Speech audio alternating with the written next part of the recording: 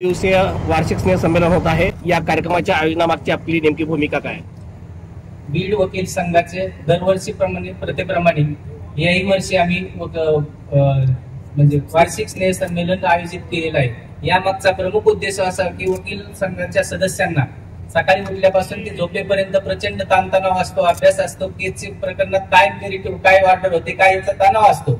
आमचे मध्यंतरी वकील संघाचे 3 तरुण सदस्य या ताणतणावामुळे हार्ट अटॅकने गेले।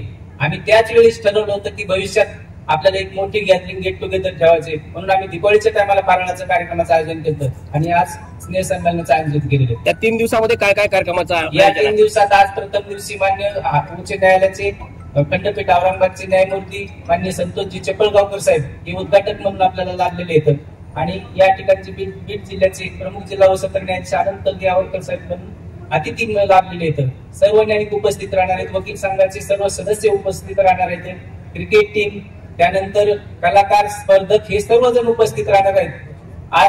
आज उद्घाटन झाल्याच्या नंतर बक्षीस वितरणाचा कार्यक्रम होणार आहे, त्याच्यानंतर संगीत रचनेचा कार्यक्रम होणार आहे, उद्या फिशपाऊंड शेला पागोटीचा कार्यक्रम होणार आहे आणि परवा 27 तारखेला संगीत रचनेचा कार्यक्रम होणार आहे। असे 3 दिवस भरगतचे कार्यक्रमाचं आयोजन केलेलं आहे। वकील संघ सर्वजण त्याचा लाभ घेणार आहे।